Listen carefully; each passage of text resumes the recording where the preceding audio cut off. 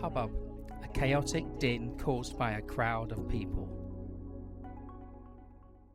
This episode of the Hubbub podcast is sponsored by Evolve, the Pipedrive CRM experts, your trusted partner for the #1 easy-to-use and effective sales CRM, Pipedrive, helping you get started and maximise your CRM investment.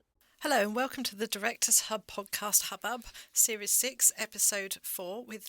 Today we are with Michael Cheetham from Amity Weddings. I'm Faye Miller from Gingerbread World and my co-host is Bruce Bignall from Evolve Pipedrive. Hiya. Hi Michael, nice to have you on. Tell us a bit about your business and what you do. Hiya, thank you very much for having me. Well, I am a wedding and portrait photographer. I started my business in 2017 as a joint venture with another photographer, and I did lose that business in COVID, and I've been rebuilding it since 2023 here locally on the networking scene. But I had many international opportunities, growing wedding businesses and partnerships around the country. Yeah. So, because we've obviously met lots of times at different networking events, part of the same groups and stuff. So I know that you studied architecture. Now tell us a bit about that and how you went from studying architecture to ending up doing professional photography. Yeah, of course. Well, I was telling Bruce earlier that my old architecture building is Mithras House, which is behind us. We're currently in Plus X. And I always wanted to be a photographer, but due to some teacher and tutor recommendations and parental pressure, I decided they decided that it might be an unstable career path for me. Yeah. So I went down the Bachelor of Arts Architecture route. It's a well-respected degree. Yeah. And initially I loved it. Yeah. But fell out of love with it towards the end of it. Yeah. I felt that a lot of the time I was designing buildings that could never be built, and I couldn't get my head around it. And I really wanted to build and construct things that would be built eventually. And in the end, I stepped away. And then I found my passion of photography later on after a few years of working in retail, which was a hell of a slog. Yeah. Did you complete your architect's degree, or did you just sort of... Oh, yeah. You completed it, yeah. Yes, so I am not an architect, I have to say that. I'm just a graduate with a bachelor's. Yeah. So when you were working in retail, had you done any photography at this point, or was it something that was on the back burner that you thought about, or you were just doing as a hobby? Where did it fit in with your life at that point? So I was always the kid with the camera. Yeah. Inspiration, guess, came from my grandfather. Yeah. And he was a very keen and avid portrait photographer. Yeah. Photographs of every single family member, friend, cousin, all those types of things. And I kind of picked it up from him. And I have his old camera with me in my studio. Oh, nice. Which is really nice. It's the first camera, like kind of the labour of love. Yeah. What kind of camera is it, out of curiosity? It's a Minolta. Oh, okay. It's an old Minolta. And it was the first camera that used to have, we have sports mode settings. Yeah. But this had sport cartridges. Yeah. And portrait cartridges that you'd inject into it. And it would change the settings of the camera. Yeah. So it was a little little gadget. Oh, nice. What's the first memory of that photography with your grandfather there?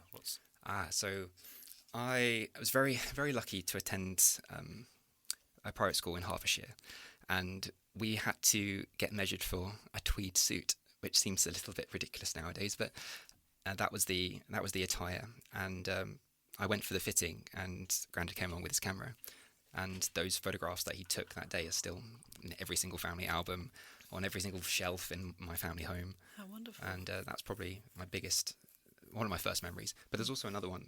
I was probably very, very young, like 4 or 5, and my dad took me for a portrait sitting as a birthday present for my mother. And I remember it so vividly. I remember looking down at the camera and having the photographer speak to me. And I think it probably actually started from that moment. Yeah. Which is quite interesting. Yeah, very early on then. Yeah. And is your grandfather still with us?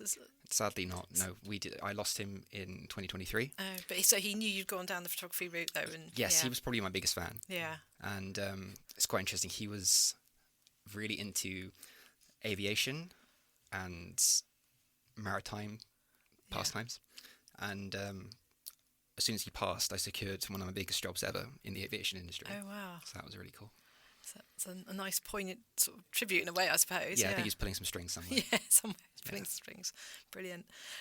So, I mean, you as you say, you do wedding and portrait photography. Now, you have quite a distinctive style, I would say, about your pictures. Now, tell us a bit more about that and the style that you go for, basically. Totally. So I feel like a lot of people don't like having their photograph taken. And I don't like imposing that struggle, that frustration on someone.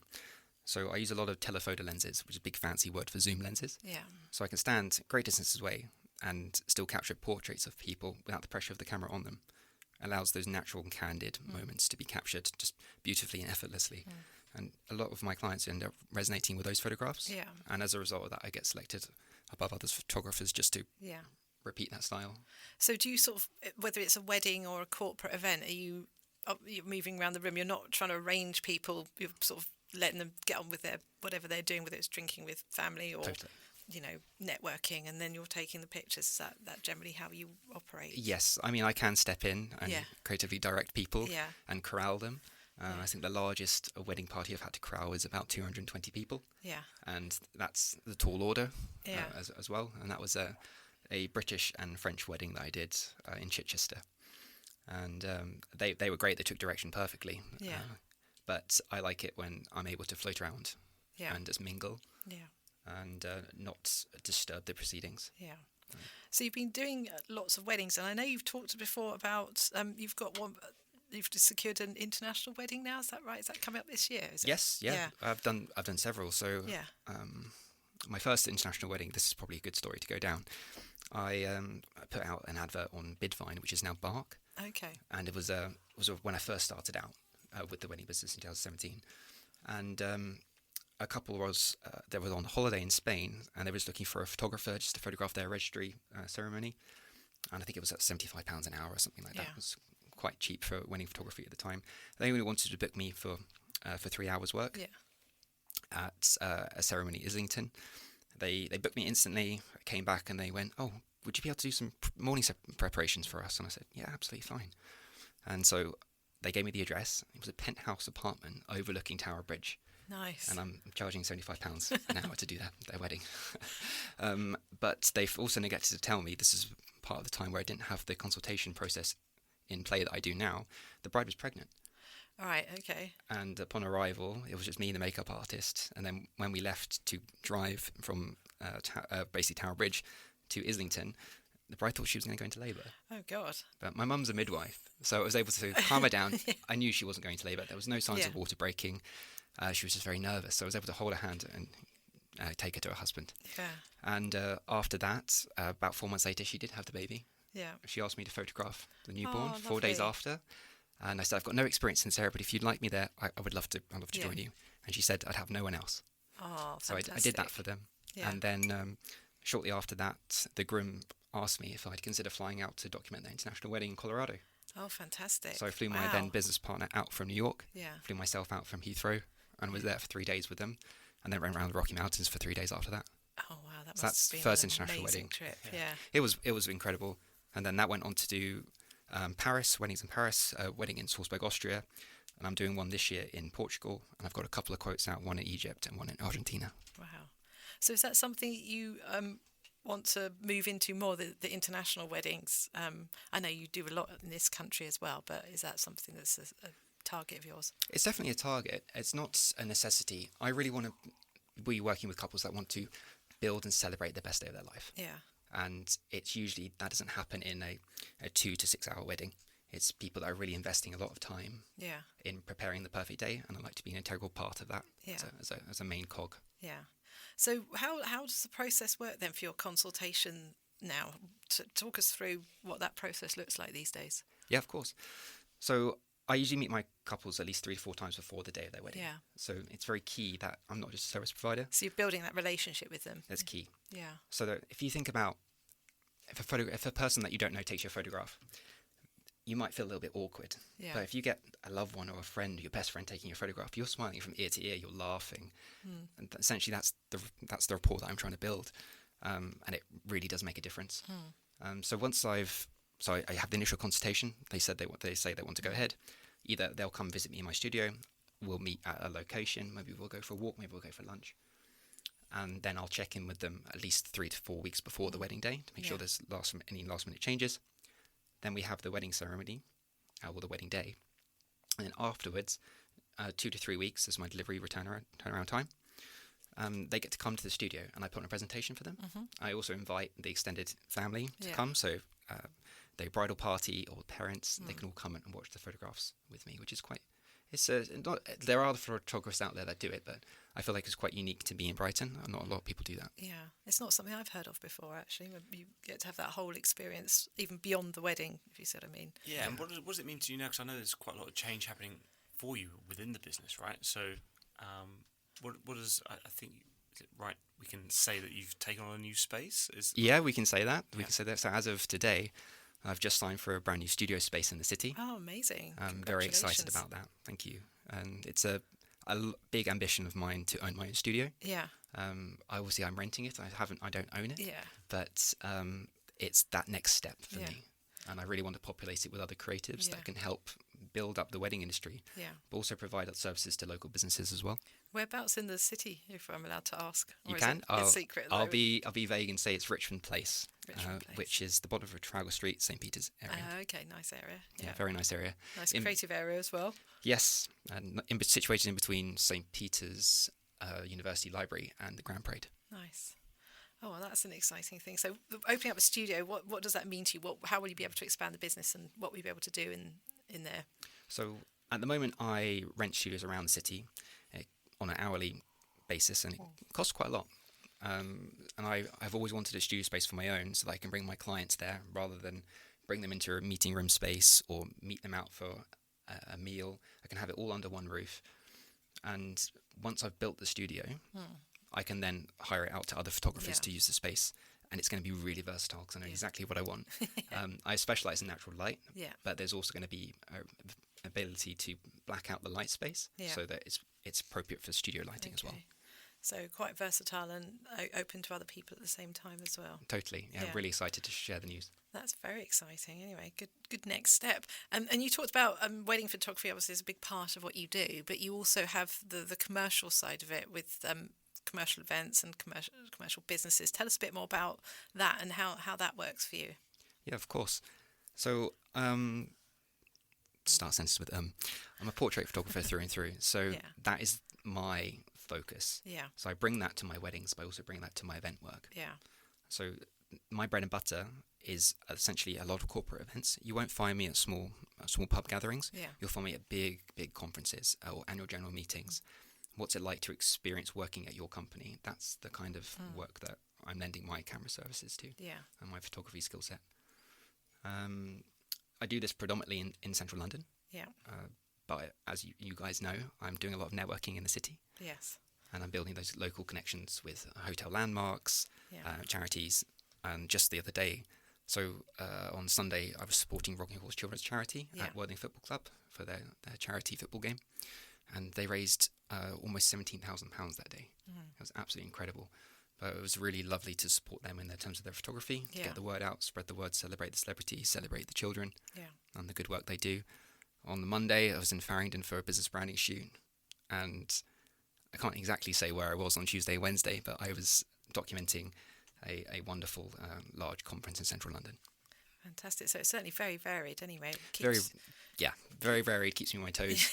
It's what I've always wanted. Variety is the spice of life. Yeah. Exactly.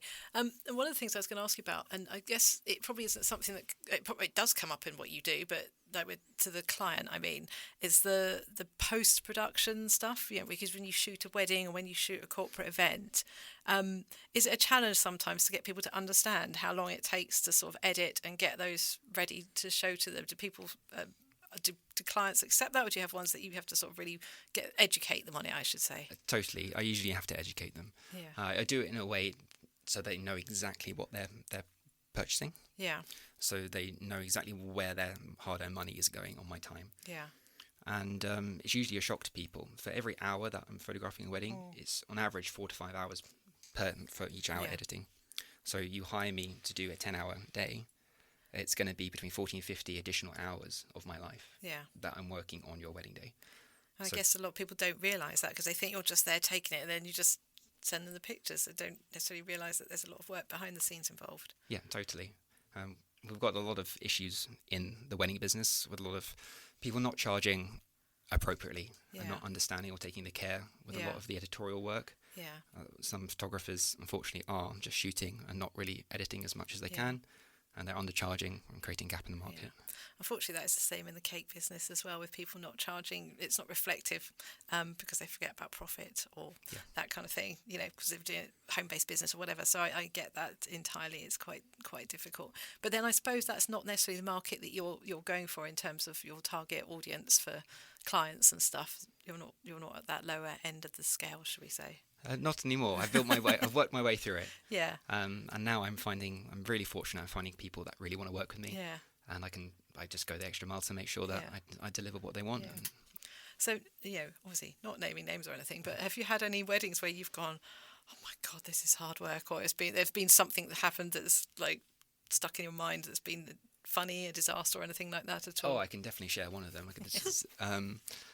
It was the fourth wedding I'd ever done. Yeah. And it was a marriage of two cultures, a Indian family and a German family. Yeah. And during the ceremony, the groom admitted to cheating on the bride. Oh my God. And they still went ahead with the wedding. Wow. Bloody hell. And after that, both parties were supposed to obviously come together and enjoy the day, but they couldn't.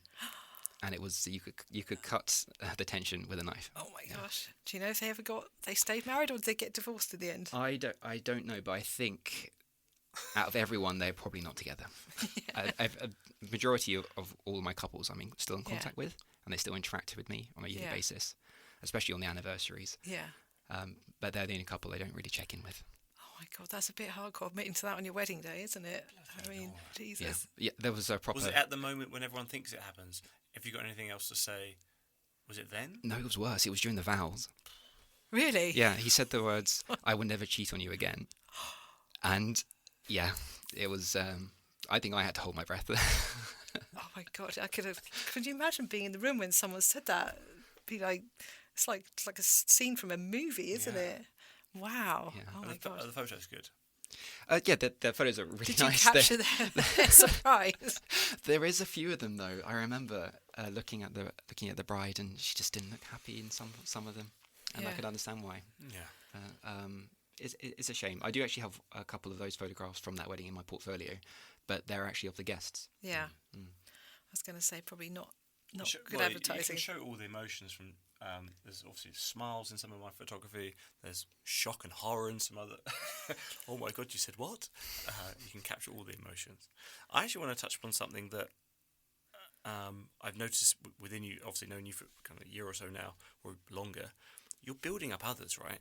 Where does that come from? The give back, the education, and wanting others to basically empower them to do what they love. Do you think that's from your granddad? Like the passing, what's the through line there, do you think? It's definitely parental upbringing. Okay. So I'm one of four, but I'm the only surviving child. And my parents have always wanted a big family. And I think that comes from me trying to build a bigger family. I've always wanted to be a part of something a little bit bigger. And I think that's probably where it comes from. I have put a bit of thought into that over the last few years. But I just like people. I'm a portrait photographer. People fascinate me. I like hearing about their stories. I like observing them. And at the moment, I know you guys are aware that I have a guest photography spots with the Big Business Breakfast Club for the next year. And what I'm doing for that community is I'm bringing other creatives in and celebrating their creative talent. Yeah. I really want people to buy into people again and not always use AI as a quick way out to generate some imagery that they need for a presentation. I really want them to hire a photographer that understands their need. Well, I suppose AI is going to be limited with what it can do with what you do because, AI can't take the pictures. It might be able to edit pictures perhaps or, deep fake them or anything like that. But, you still need you there taking the pictures and capturing those spontaneous human moments. Totally, yeah. I used to have a catchphrase, and I kind of stepped away from it. But it used to be capturing sincere and spontaneous moments of weddings and events around the UK. Yeah, and that's exactly what I do. Yeah, and AI cannot touch that at this moment in time. However, as microtechnology gets even smaller, and we see the advancement in drone technology, there might be the capability of a small drone the size of your finger just hovering around you at a wedding or an event. I think that's where we're going. Yeah. That seems really creepy, It seems actually. quite Yeah. worrying. It's almost something out of Star Wars. It is. It just seems a bit weird. I think there's something inherently nice about having a photographer at a wedding, and that capturing those special moments. It would be weird to have a drone hovering around you, like a little buzzing fly around your head. You'd be batting it away, wouldn't you? You'd certainly have to be quiet. Yeah. I'm always wary about having drones at weddings as well, especially orbiting the ceremony. Because the worst case scenario is that a drone does crash. 99% of the time, it does not happen. Yeah. But you never know the elements. There's a big gust of wind could come. And that could be another wedding disaster in the offing, couldn't it? And kill the bride or whatever. We're going there. Yeah, we're getting that dark. So, yeah, no, it's an interesting thing. So, where's your future lie with all of this at the moment? What do you see your business, how it's progressing? You've just told us about this new studio you're opening. I think we've talked before about whether you would bring on other people, and you've toyed with the idea. Is that something you will go down, do you think? Yes. Bring on people that would emulate your style, or would you like to have different styles? Or how would that look? So it's looking like my business is evolving, and Yeah. it's turning more into an agency structure. Yeah. So from Amity Weddings, we are approaching the name of Amity Studios. And the word Amity stands for friendly relations. It's the rapport that I hope to have with not just my clients, but other business owners and other creatives. And with that at the heart of the name of the business, it's really the integral heart of the message that I'm trying to give out. So if you want to work with Amity Studios, you're going to be part of a greater team. People are approaching me not just for photography now, especially not just weddings. They want event photography, portrait photography, branding photography. Yeah. These are all things I can lend and turn my hand to. But when people ask me for, do you do video? Do you do illustration? I cannot say yes, because I don't have the skill set. Yeah. But under an agency, I can. You'd bring in people that would I bring have in those skill carefully sets. vetted people that I Yeah. know and trust. Yeah. And I like, know and trust, Yeah. and refer their work to them directly, but under the roof of Amity Studios. Yeah. So do you have other people working for you at the moment, or are you working with other photographers or admin staff already? Or I subcontract out other work to other photographers, especially Yeah. when I'm double booked, Yeah.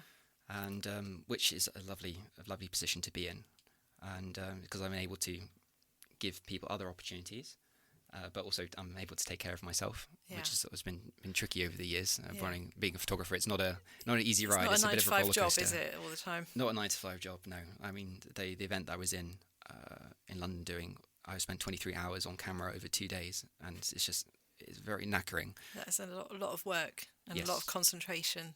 Yeah. Yeah. So when you're not doing photography, I mean, you tell us about what you do to relax and unwind then. Yeah, well, we were talking about this Yeah, earlier. we were, weren't we? But I'm a bit of a gym bunny. That's my place of solitude. I do a lot of swimming as well. Sometimes find me at the Brighton Sea Lanes. But honestly, I just lift heavy circles, and it's good for my mind. I do a lot of long walks. I spend a lot of time with my friends when I can, but I don't see them as often as I like. Yeah. Hoping to do some more hiking this year. I had my eyes set on the Inca Trail. Yeah. Last year I did the 3-peak challenge and managed to do it in under 24 hours, and that was I know for a lot of experienced hikers that's a piece of cake, but for me that was quite intense, doing the 3 tallest peaks in one day. Yeah. I also got food poisoning Oh my word. the night before. That was a silly thing. So you probably didn't have your full you weren't fully energized. Oh no, for the trip when- I had no energy. I was white as a ghost. I can safely say that I did Ben Nevis on a cashew nut. So But you still completed it, so it just shows your determination and resilience, I guess, doesn't it? thanks. Yeah, it was good. Definitely a good memory. So, do you think we touched on it before about AI and that? Do you think that's going to have much of an impact on your business moving forward, or do you think certainly for the foreseeable future, what you do it won't interrupt too much? Or Yeah, I what think your it views on will. that? I don't think it's going to have too much of an effect in the wedding and event imagery that I produce. However, in the post-production processing, yes. I do already use a variety of AI plugins to help me with my editing process already. So it's improving your productivity essentially. It's a useful aid as opposed to Yes. a detractor of work kind of thing. Yeah, totally. At the moment, I'm an Adobe boy, so if anyone wants to pick my brain about the Adobe Creative Suite, please reach out to me. because I really struggle with that. Of course. And there are several advancements within that software that are complete game changers for a lot of creatives in our industry. Yeah. and it makes things a lot quicker. Yeah. And that is a bonus, and I'm really happy to see Yeah. that. So, on yours, if you had a bucket list of photography, is there any sort of events or things that you really want to do at some point, if you get the chance to? There's a few. Yeah. I would really love to move towards nature photography. Yeah. I feel like I have a lot of patience, and I can see myself camping out for many hours. Yeah. And I'd like to have a couple of animal portraits published. Yeah. In terms of events, I'm doing them already, but I can't really talk much about it. When will we know more about those, or when will you be able to talk about them, or when announce them? Halfway through the year. Okay. Yeah, I'm sorry, they're under sort of an embargo at the moment, but I'm really fortunate enough to be flying high with a lot of the event photography work that I'm doing. I don't have much social media, so we haven't spoken about that, and I'm a bit of a conundrum for a lot of creatives and a lot of photographers. But I've built my USP, one of my USPs, around private and exclusive event photography. So those event attendees know that those photos aren't going to be circulated or given to the wrong people. Yeah. And that's how I've carved my niche there, and I get a lot of repeat business through those types of clients. Quite an attribute these days when everything and everybody is on social media. And we have talked about this social media thing before, because for the last 2 months in the hub, your target has been to get sorted on social media, and you haven't done. But then it doesn't sound like you actually need to be honest. I mean, because you obviously get some brilliant clients in and some very large corporates in. So where is this work coming from? Do you think it's because you've carved out a niche for yourself? Yes, and I do a lot of networking now. Yeah. And I think it's building those relationships. Yeah. People can feel energy. Yeah. And I feel like I've made some good connections with some really, really special people. Are you networking a lot in London as well? Because I know you network a lot down this way in Brighton, but are you doing network in the capital too? I used to. Yeah. At the moment, I've built up enough client base to take care of me. Yeah. I would like to re-inject myself into those networking pools. Yeah. I was very fortunate. For 6.5 years, I was one of the lead service providers for a company called East Meets West Club. Right. And it's a company that facilitates networking events between mainland China and Hong Kong and the UK. Okay. And as a result of that, I've probably been in every single private members club in London. Yeah. Bar a few. Yeah. And as a result of that, I've made some good connections through the people that I met there. Yeah. So you've made connections in all those clubs as well, I guess. And yes, although I didn't have my networking hat on as I did 6.5 years ago. If I knew what I knew now, back then, I think I would have been able to make some greater progress quicker. Yeah. But it's nice to have those connections still. I guess that's in there, and I guess you must get recommended. You've got clients that are obviously very happy, and I guess they come back to you for repeat business, but they also recommend you to other businesses as well. Totally. That's how I've grown. It's through a referral basis. Yeah. Usually I work with one person and it will go to the next. Yeah. So do you think you will jump on social media one of these days, or perhaps with the nature photography, for example, where you're not putting people's, if you're one of your USPs is that it won't go anywhere, that they're not having photos spread everywhere, that it would be something more like that would... Yes, entirely. I think that would alleviate a lot of my worry. Yeah.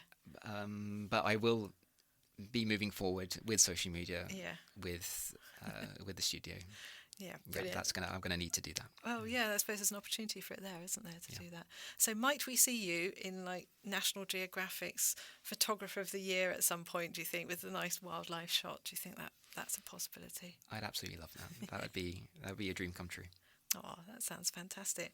Well, I have to say you did some photos of some of my gingerbread houses last Christmas, which were absolutely epic, and I'm in the process of sort of sorting out the website a bit and getting it redesigned, and it will be one of those pictures that goes on the front of my site because it looks so cool. Oh, lovely. Thank you. Yeah. So I think that's all we've got time for now, really, but it's been really lovely hearing all about your photography, Michael, and talking about it and your plans for the future, and we wish you all the best with the new studio. That sounds absolutely epic. So thank you very much for coming in. Thank you very much, Michael. And where can our listeners find you online? So they can find me at michaelcheethamphotography.com as well as amityweddings.com. My socials are my name, Michael Daniel Cheetham. It's empty, it's a wasteland. The caption is not a social media bunny. As well as directly in my inbox, which I share with you guys as well. So my email is public, You can reach me anytime. Brilliant. Thank you very much. Thank you. Hubbub, a chaotic din caused by a crowd of people.